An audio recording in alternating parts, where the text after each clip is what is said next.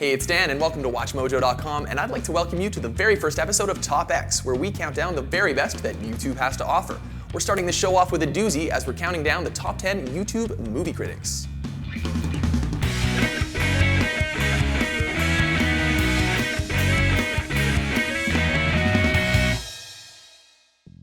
Here on TopX, as I mentioned before, we count down YouTube channels that cover a variety of topics. This week, we're doing movie critics and reviewers. While many of these channels feature what you might consider standard reviews, we've expanded our definition to include large-scale podcasts and non-traditional experimental forms of reviews. We're not ranking these guys and gals based on how many subscribers they get, but rather on a mix of their style, popularity, votes from our users, and overall impact on the YouTube community. Lastly, a lot of people who do movie reviews also have channels that are mostly focused on Let's Play or video game content. So if you're wondering where all of they ended up, you'll have to tune in next week. Number 10, Mr.Sunday Movies. Now, right off the bat, Mr.Sunday Movies lets you know that he knows a lot about movies. He knows his stuff. He gives you a lot of context for his reviews, a lot of background on the movie or the series or whatever. Shows that he really knows his source material. For instance, for his Gone Girl review, he references a lot of Fincher's work. For the new Transformers movie, Age of Extinction, he references the other movies, like he talks about how the stupid humor from the second one isn't present in this one. He lets you know that he's done his homework, he's seen a lot of movies, he's not just some noob, so to speak. Gone are Shia LaBeouf, Tad Hamilton, Megan Fox, and blonde Megan Fox, and in are Mark Wahlberg, another guy, and this girl. Now, that being said, nerd culture is definitely his forte. If you take a quick look at his page, it's mostly sci-fi and superhero stuff. That's not a bad thing, but if you're not into it, you're not into it. The upshot to that is that he does a lot of different stuff. He does countdowns, aside from the actual reviews, of course, speculative things like who's going to be in the next Marvel movie. He'll do versus battles, I think. As far as the style of his video goes, it's not what I would call the most high production value, but it is very redundant. Every time he references something, he shows you exactly that. So there's never any confusion as to what he's talking about. When he talks about, say in his Age of Extinction review, he says the new Shia LaBeouf, and he'll show you the actor he's talking about. You don't have to speculate or anything like that. Also, his content is all 1080p and very tightly edited, so it's a nice little package. Number 9, Red Letter Media.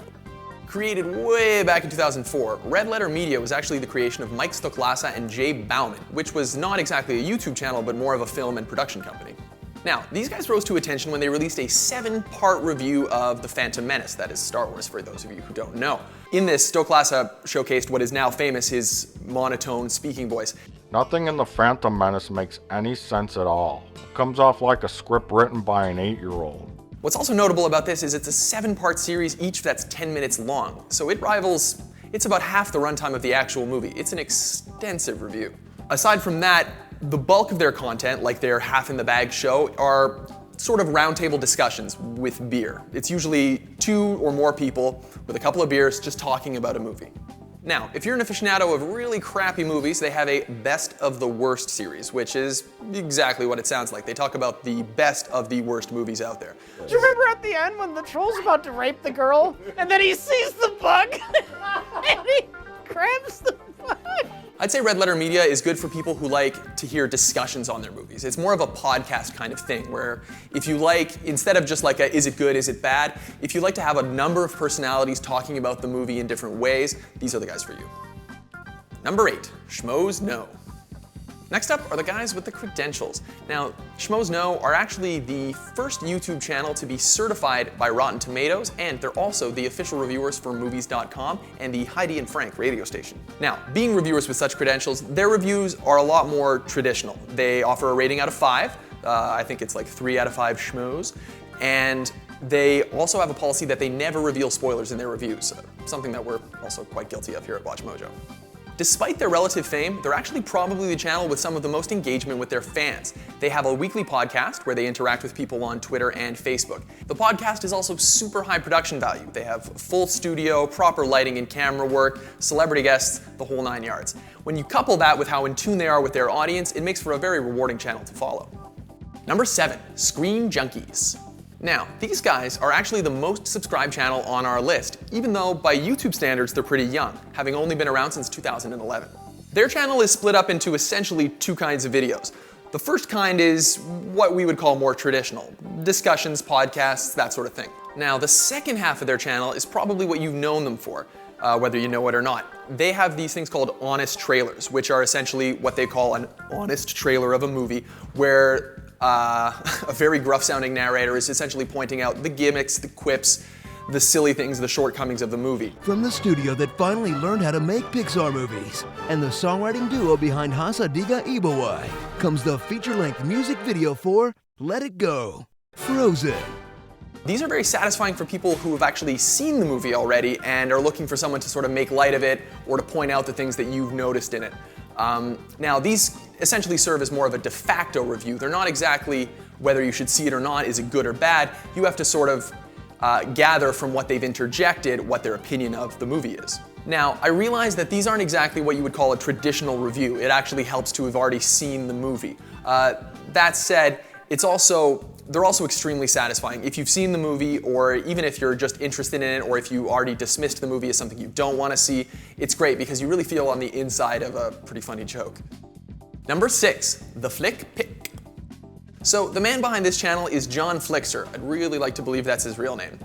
Anyway, the channel is mostly him talking, and it's all him. The whole thing is his personality, him talking in the screen in a very traditional, straight at the camera kind of way. Although pretty much all of YouTube hinges on personality, the Flick Pic really depends on John's style. Now, he's very enthusiastic, he makes a lot of crazy gestures, he's loud, he shouts. So your enjoyment of his channel definitely hinges on whether or not you like his style. But he's got those baby blue eyes that are really easy to get lost in, so that shouldn't be a problem. While his style may seem very simple at first, it's just mostly just him talking in front of the camera, he's clearly got the attention of the right people. On his show, he's got interviews with Ali Larter and Sean Bean. I looked for others, I couldn't find any. But there's clearly more to come, and so he's definitely doing something right. Number 5, Chris Stuckman. On paper, the Stuckman is actually very similar to John Flickster. His reviews are straight up, just him talking in front of the camera, talking about the movie. His reviews, I'd say, hinge less on his personality. That's not to say he doesn't have a personality. It's just that there's less voices, less crazy hand gestures, less outbursts. His reviews carry what I'd call a more serious tone than a lot of the other straight-at-the-camera talking heads reviews. Now, I am a big fan of the first Sin City. I thought it was a very visually interesting film with a lot of really cool stories as well. Now, that's not to say he doesn't have fun. His hilariosity reviews are reviews completely devoted to terrible movies. Now, these reviews are thorough. For instance, his review of Shaquille O'Neal's movie Steel is 24 minutes long. It goes in depth at just how bad this movie is, shot for shot. It's actually in these hilariosity reviews that I find his tone really shines. The sort of dry, not monotone as I said, but the more serious tone that he has definitely sells the crappiness of the movies even more and makes it funnier to just point out how terrible they are. Number 4, your movie sucks. So, judging by the name of the channel and the picture, you might be quick to brush off the host, Adam, as just an angry troll. I mean, with a name like Your Movie Sucks, you'd think all he does is rip on films. Oh my god, is that how people run in the future? No, it looks like it's just Jaden. This isn't a race, cadet! Oh my god, your accent's weird too. Dat run though. That's not to say he doesn't rip on the occasional movie, but there's a lot of depth and context to his analysis. For instance, in his Gone Girl review, he mentions that Fincher made his actors text.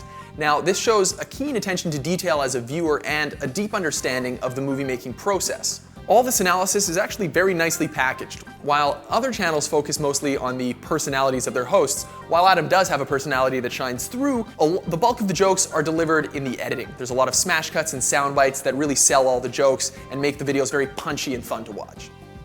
Number 3, Cinemasins. These guys are famous for their everything wrong with blank videos, which, much like the honest trailers, serve as sort of de facto reviews where you kind of point out the problems and sort of gather for yourself whether the movie's good or not. While it may at first seem like just a laundry list of everything wrong with a movie, the mix of sarcasm and wit actually serves as a pretty good crash course in movie literacy, as they often point out problems with continuity, plot, character motivation, things that a lot of people might not be up to snuff on. I'm not sure how all this space debris avoids the escape pod, but apparently it has the same aim as bad guys in movies. If you're looking for more standard reviews, they also do those as well. They cover pretty much all the major blockbusters. So if you're a fan of their everything wrong with videos, you'd be wise to check out their reviews as well, because you can be sure that they're reviewing the movies with the same sort of scrutiny that they apply to these everything wrong with lists. Number 2, the Nostalgia Critic and the League of Super Critics. The Nostalgia Critic is actually Doug Walker, aka the guy with the glasses, and his channel, the League of Super Critics, now includes Nostalgia Chick, Todd in the Shadows, and Cinema Snob, all of whom deal with their own specific style of reviews. As his name implies, the Nostalgia Critic deals with older movies, generally. He, or rather his on-screen persona, has a very distinct look. His glasses, t-shirt and tie combo, and hat are all essential symbols of the channel itself. His slogan being, "I remember it so you don't have to." Hello, I'm the Nostalgia Critic. I remember it so you don't have to. We talked a lot about eccentric personalities, and Nostalgia Critic may take the crown from all of them. His videos also feature a lot of inside jokes. There's an elephant that will appear when someone skips over a touchy subject. Also, he has a thing, only Chuck Norris could do that when someone attempts the impossible. Good lord, nothing can stop this killing machine. Well, except maybe one thing. Chuck Norris! So while his style might not be the best for those of you who don't enjoy loud noises, the inside jokes and the dependable lunacy of the channel make it very rewarding for those who watch it for a while. 10 is way too small a number to list all the critics on YouTube, and there were a lot that unfortunately couldn't make this list. So here are a few honorable mentions that just didn't make the cut.